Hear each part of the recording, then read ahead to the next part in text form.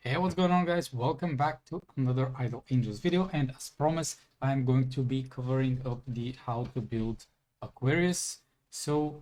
I did gather up some information regarding this angel, and in fact I can say that she is going toe to toe with Nemesis. Currently, if I have to change my DPS rank list, I would put Nemesis and Aquarius on the same spot, and then below them I will put like Anubis, and then probably keep the same from the video the same way that I have ranked them. Main reason why I put Aquarius so high is because I do believe that early game, a new player that just starts the game right now and has the opportunity to build her, it will be good for you in order to fight on the PvP. And even later on, when it comes out for a Nemesis player that has built Nemesis as a first DPS, at least depending on what angels we get for the near future, it will be good to have Aquarius as your second DPS. And by all means, guys, you will approach a time within the first year of you playing the game that you will summon and build up mostly 11 supports, if not 12, 13 supports, and you will get to the point that you will need a second or third DPS in order to push Havoc easier, or other similar events that require you 2 or 3 DPS angels. So definitely, in my opinion, Aquarius is something good to get. If it's your first DPS, don't focus on Nemesis right away to build a second DPS. Do a few supports. And if you have built Nemesis already, try to arrange your support lineup at least to get 7-8 supports semi build, and then do a second DPS. And more or less, I would suggest that the second DPS should be coming after you build a bit of Hera and Hela to MR4. At least that's when you can start looking for a potential second DPS upgrade. But let's not delay Aquarius that much. Let's get straight up into how to build her and what is good. So she is a MR based angel. So the levels in the game, how they work is your angel can get to level 400. But in order to do that, you need to upgrade either the SSR plus stars or the UR stars. With the MR based angels, all you need to do is to summon for their MR evolves. So each star will allow you to push from level 300 to level 320. So each star equals 20 levels on an MR based angel. And here on the bottom is the chart with how many scrolls you will be needing in order to reach certain stars. The incarnation level and the MR level is the same. And keep in mind that since you get the angel for free, you don't need those 200 for the MR0. So overall, it should cost you around 1.2k blue scrolls. When it comes to the awaken levels, I do suggest that you get MR1 first, then you build the incarnation level to the maximum, and then you go back and finish off the MR stars. Even if this is your first angel, usually I do suggest on the first angels to build the maximum of MR in order to get the level 400. For Aquarius, I will suggest that you do MR and then incarnation level and then all of the rest of MR stars. This will just benefit you a bit more throughout the game. When it comes to the basic skills, on the UR, or the first skill that she will cast, she will deal 200% magic damage to all enemies and gain 1 stack of Vessel Echoes. When taking fatal damage, consume 1 stack of Vessel Echoes and summon 1 Tidal Certain, which blocks the fatal damage and heals Aquarius to full HP. Basically, this will work out as a self-death evasion in order to prevent her from dying. Then we have deals 200% magic damage to all enemies and gains 3 stacks of Vessel of Charge, which will increase her own attack by 1.5% up to 20 stack, which is very, very nice. the UR plus powers. Here on the bottom, you can see what I have been suggesting. This is when you start to push the MR stages of the angel. So on MR 1, 2, 3, 4, and 5, you will be able to gather those wonder powers. And then the UR plus effect is after an ally casts a skill, Aquarius gains 1 stack of vessel charge. This increases her attack by 1.5% up to 20 stacks. And after Aquarius casts a skill, she gains 3 additional stacks of vessel of charge. And after she casts Raging Tide, remove all stacks of vessel charge. And then in a way, this angel will be getting a lot of different stacks. I will try to explain them, which comes after which. But in short, it is a really good angel for PvE, mainly because she gets a lot of stacks depending on how much of the allies die. And currently on the PvE, what we have is that on round 1, all 6 angels on position 1 to 6 will cast their skills, then they will die, and then this will give her a lot of stacks for round 2. And usually on round 2, Aquarius will be just nuking the boss completely. When it comes to the MR power, she gains 1 stack of Celestial Flood for 2 rounds, which is true damage and skill damage increased by 10%, and she will ignore the damage reduction of the enemies by 1.5% up to 10 stacks. And passively, she gains 1 stack of Vessel Echoes, which is the death evasion that I mentioned before.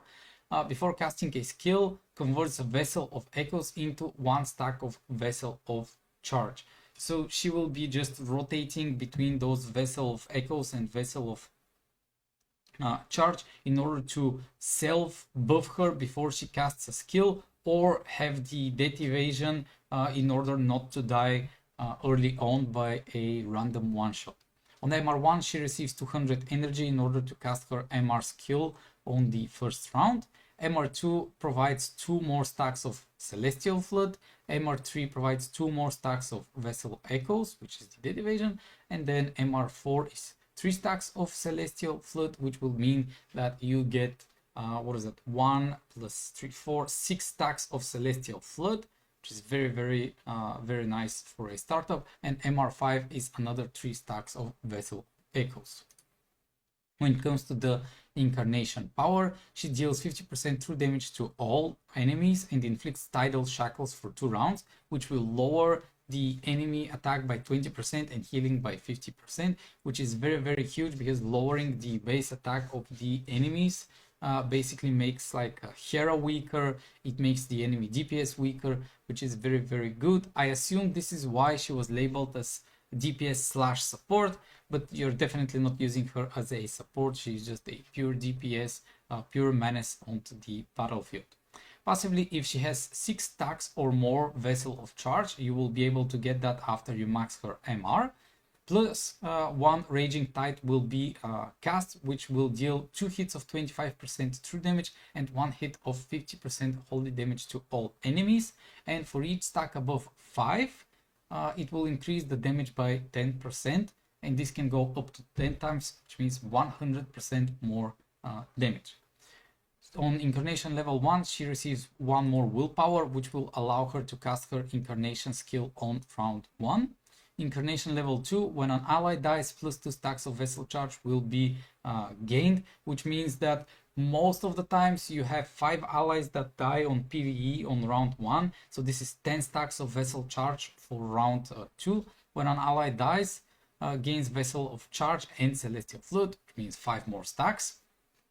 Then Incarnation level 4, Raging Tide ignores shields and counterattacks, which is insane, because there are a lot of angels that will cast shields, or a lot of PvP angels will cast shield on themselves, which means that Aquarius doesn't care how big of a shield it is. It will just ignore it and deal that damage. And Incarnation level 5, with 12 stacks of Vessel Charge, Raging Tide deals 50% true damage and 100% of holy damage. And this is kind of the main reason why on round 2, Aquarius will most likely one-shot every single PvE boss. Of course, this depends on how much you have built your supports in order to buff Aquarius out. But round 2 or 3, depending on how you need to rotate your supports, definitely Aquarius will be killing the PvE bosses. When it comes to the relic, you are definitely going to be wanting to have the her own relic, because it gives her damage increase plus 21% and attack up plus 21%. And my suggestion is, if you're going for PvE, to get the crit damage or the attack percentage for the relic. But if you're going for PvP, maybe you will definitely want to have a bit of speed in order for her to cast first, and then to have the crit damage and the attack. When it comes to the gear ascension, it is almost the same as every other DPS angel. You are definitely going to be wanting the tier 5 ring with a weapon, the weapon first, the ring second, after which you will want to be getting the armor and the belt to tier 4, and then lastly to tier 3 you will be wanting to get the boots with the helmet. You will be running the composition of tier 5, tier 4 and tier 3 all together, because you will be getting this attack up a lot. And then much later on, once you have already maxed out your supports and your other angels to be on the same tier 3, tier 4, tier 5, it will be probably the point where you will be start pushing every single gear of the DPS to tier 5 and then the supports to tier 5. When it comes to the artifact, we want the crit chance and the crit damage first, after that attack and leech, then HP and damage reflection, and the rest 3 doesn't really matter and make much of a difference. Aquarius is a mage type, and mage types are benefiting from intellect in order to deal more damage. So that's why first we are going to be doing the intellect set, then the max HP, endurance, attack. There is a small mistake. It should be like this. So you definitely want the attack second, because this is a DPS angel, then the max HP, then the endurance, strength and agility as last. So intelligence, attack, max HP, endurance. On the gems, you definitely want the attack gem to be maxed as much as possible, after which it could be HP or defense penetration. Which one you level up first to level 15 doesn't make much of a difference, and to be honest, you're getting different amounts of the different gems, so they almost always go to level 15 at the same time, so it doesn't really matter. But if you have to choose, the attack gem is definitely the first one you need to do. When it comes to the special gem, I do suggest that the true damage is a good option, or you could go with the magic damage gem. I haven't tested it out myself because I cannot do it. Sadly, for PvE we are not allowed to test out new angels anywhere. If there is a change, I will tell you, but you can always go to the official Discord, or depending on when you are watching this video, join or in the comments ask. I will try to make sure that I put it in the comments section once I'm certain if the true damage gem or the magic damage gem will be a better suit for her. But you're definitely going to be doing a lot of damage with either of those two. What you need to put is, you need this special chest in order to get the level up essence skill, and after which definitely you want the final damage boost with the buff received and the crit damage. Those are the top priority to get for your gem as passives. And then the feeling for the rest 4 spots, it's good to get either attack or speed if you are going for the PvP. At least this is, in my opinion, what will help you out. After which we are having the affinity and fate. Your goal is to reach 2000 affinity in order to unlock the fates with all of these angels without having to put the angels into the main lineup. So for instance, if you have Aquarius and if you have Sagittarius, but you don't want to use Sagittarius in your main lineup, in order to gain this HP up plus 15%, you need to reach 2000 affinity and marry the angel, which costs 1000 diamonds, nothing too expensive. After that, you will get this beneficial of 15% without any issue. And lastly, when it comes to the pets, there are a few options depending on if this is your first DPS angel or if you have built multiple already. For the free to play, I always suggest the Death Reaper. So if this is your only DPS, it's good to stay with the Death Reaper and not to invest into those other DPS pets. But if you have 2, 3, 4 or multiple DPS angels, these are other options that you can put on Aquarius, which is the Icarus, the Himiko, or the Freya pet.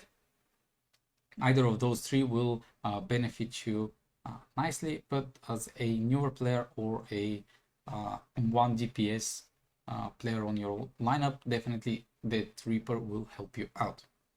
If you have any questions, please do not hesitate to put them down in the comments. And if you have any suggestions on what type of content or what videos guides you will love to see, please do comment down below, and I will make sure to try and cover up for you guys and to explain it as much as possible. Thank you all for watching, and I'll see you on the next one.